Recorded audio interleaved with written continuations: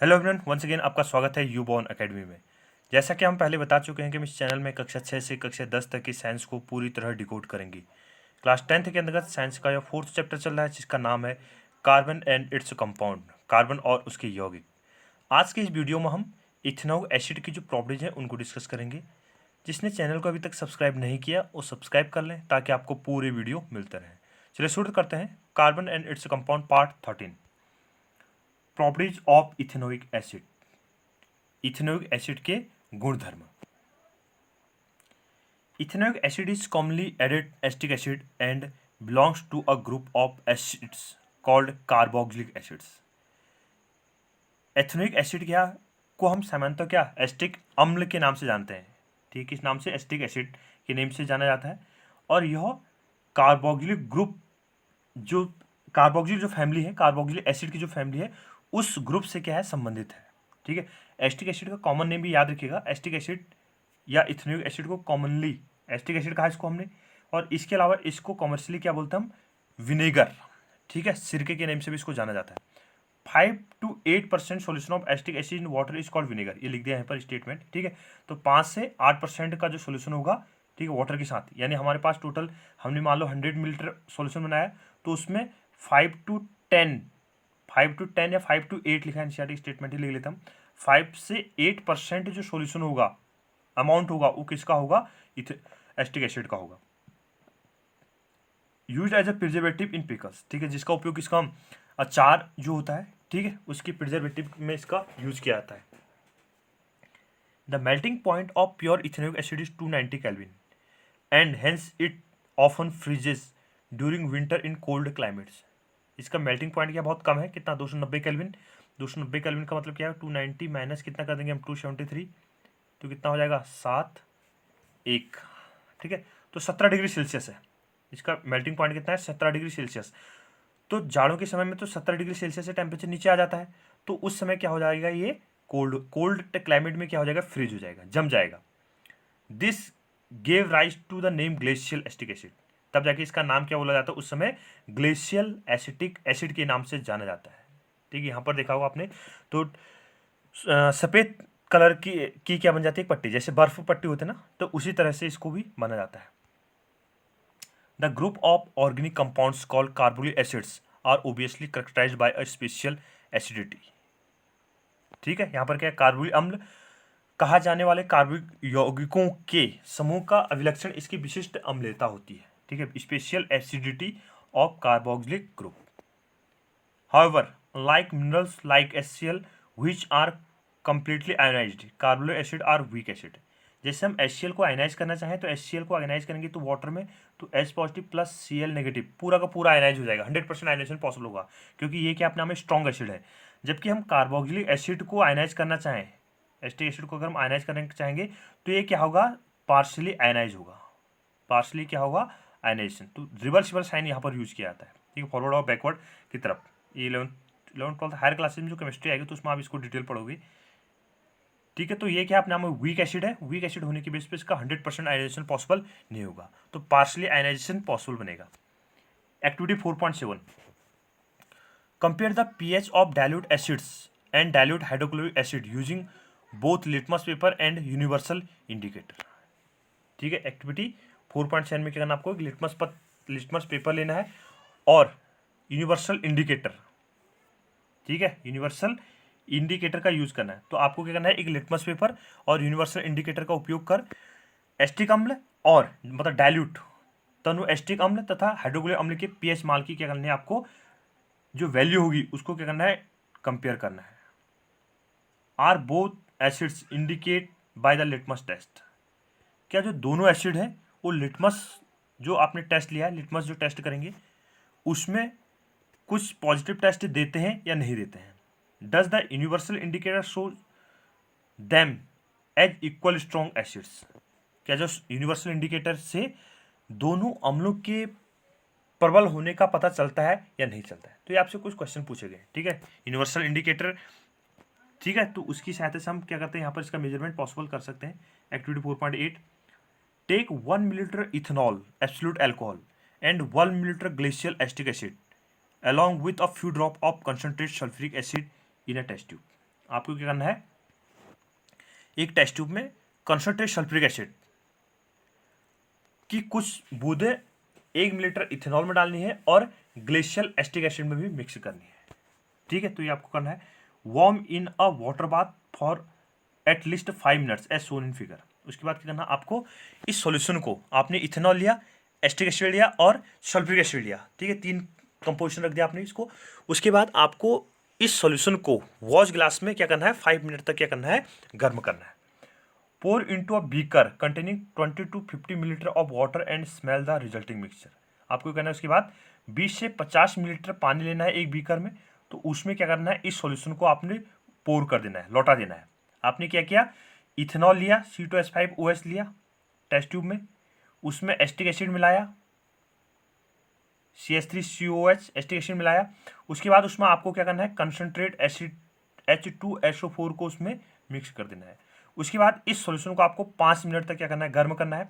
गर्म करने के बाद आपको एक बीकर में क्या लेना है, पानी। उस पानी में आपको,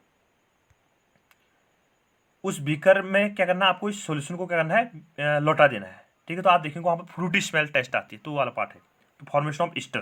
ठीक है, बहुत ज़्यादा इंपॉर्टेंट रिएक्शन है, इसको याद रखिएगा, बोर्ड में पूछी जाती है।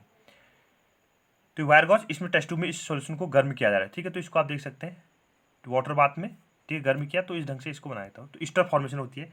Reaction of ethanoic acid, esterification reaction, यानी जो पिछली एक्टिविटी देखी आपने, कौन सी एक्टिविटी कह रहे हैं, ये वाली एक्टिविटी 4.1, तो उस रिएक्शन का प्रोडक्ट क्या है, ईस्टर। ठीक है, तो ईस्टरिफिकेशन रिएक्शन, तो उसी का सोल्यूशन पार्ट है। Esters are most commonly formed by reaction of an acid and alcohol.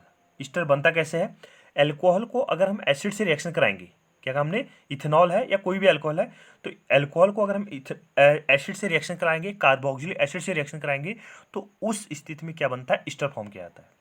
Ethanoic acid react with absolute ethanol in the presence of an acid catalyst to give an ester. ठीक है, तो हमारे पास क्या था, ethanoic acid CH3COH plus ethanol C2H5OH, किसकी presence में, इन arrow के ऊपर क्या आएगा, एरो के ऊपर क्या आएगा, H2SO4, एरो के ऊपर क्या लिखेंगे हम, H2SO4 सल्फ्यूरिक एसिड, या हम एरो के ऊपर H पॉजिटिव भी लिख सकते हैं। किसी रिएक्शन के ऊपर H पॉजिटिव लिखा हुआ है तो इसका अर्थ क्या होगा, वो रिएक्शन अम्लीय माध्यम में पूरी की जा रही है, एस्टिक बेसिस में कंप्लीट हो जा रही है। अगर किसी रिएक्शन के ऊपर OH नेगेटिव लिखा हुआ है तो इसका मतलब वो reaction basic medium, alkaline medium में क्या होगी, कंप्लीट होगी। तो इस स्थिति में हमारे पास क्या था, acetic acid CH3COH, ethanol C2H5OH, तो आपस में रिएक्शन करने के बाद इनके प्रोडक्ट क्या बनेगा, CH3COO C2H5। ठीक है, ये क्या होगा, अपने आप में ईस्टर होगा प्लस H2। ठीक है, तो ये क्या होगा, यहाँ पर प्रोडक्ट फॉर्म किया जाएगा। इसको हम ऐसे भी लिख सकते हैं, CH3C double bond O single bond O C2H5। ठीक है, तो ये जो समूह होता है, ये वाला ग्रुप, इसे क्या बोलते हैं, एस्टर ग्रुप। कौन सा होता है, एस्टर ग्रुप। अगर जनरल लिखना चाहे तो dash C double bond O R क्या होता है, एल्काइल ग्रुप। अब देखो, इसको हायर क्लासेज आओगे तो वहाँ पर पढ़ोगे कि एस्टर ग्रुप कैसे रिप्रेजेंट किया जाता है। तो यहाँ पर क्या बना हमारे पास, एस्टर। ठीक, क्या बना, फंक्शनल ग्रुप कौन सा है, यहाँ पर एस्टर फंक्शनल ग्रुप है। ठीक है, इसको क्या बोलेंगे हम, इथाइल एसीटेट।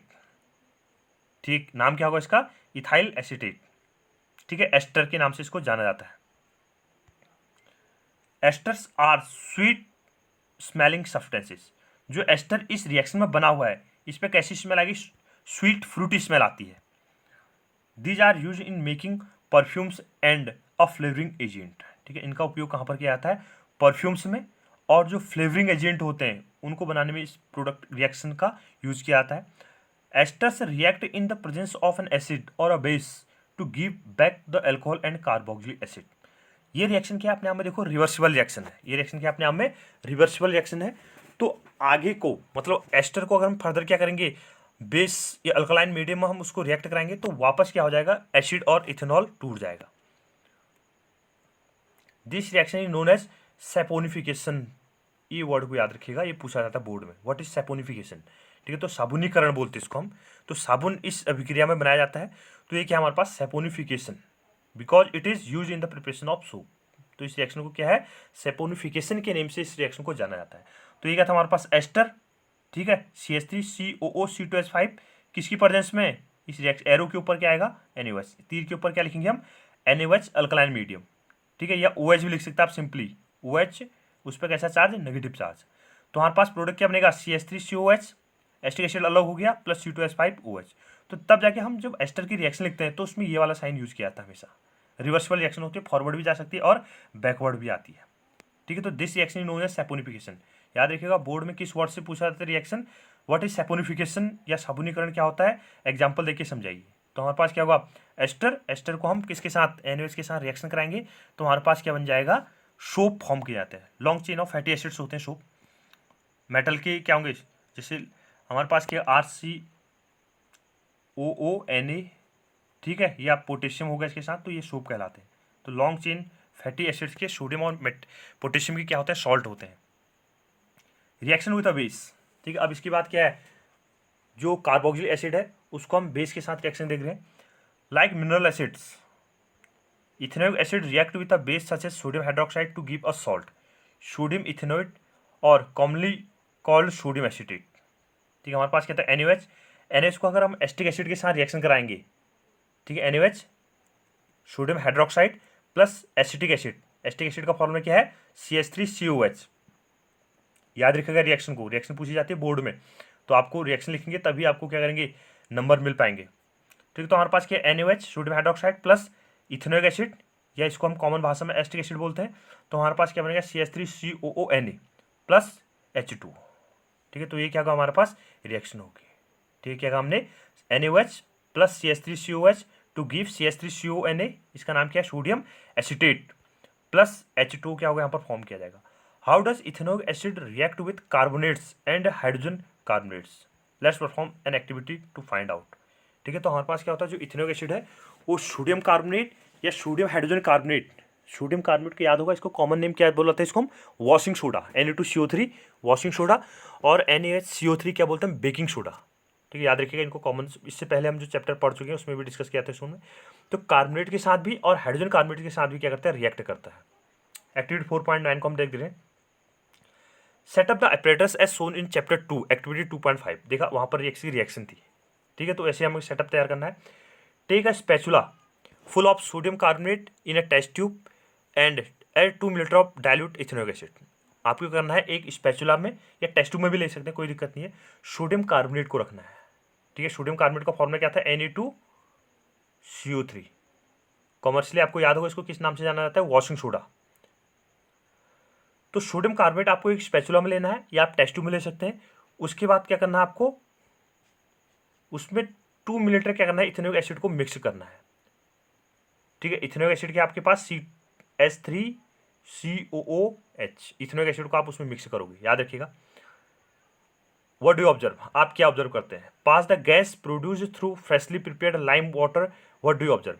उसके बाद क्या करना आपको, देखो आपने क्या लिया, टेस्ट ट्यूब में सोडियम कार्बोनेट लिया, सोडियम कार्बोनेट लेने के बाद उसमें आपने इथेनोइक एसिड मिक्स किया, इथेनोइक एसिड को आप मिक्स करोगे तो उसके बाद उसमें क्या होगी, एक गैस प्रोड्यूस होगी, कार्बन डाइऑक्साइड गैस बाहर निकलेगी वहाँ पर, इसको आगे रिएक्शन में देखोगे आप।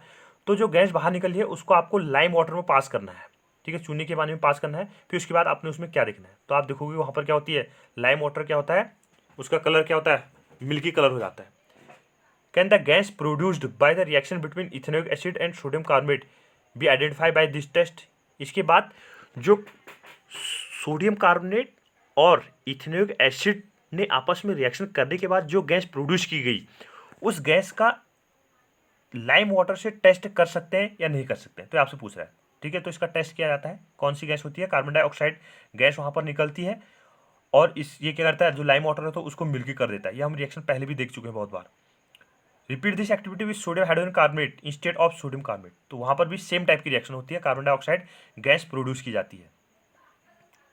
Third, reaction with carbonates and hydrogen carbonates, ethanoic acid react with carbonates and hydrogen carbonates to give rise of salt, carbon dioxide and water.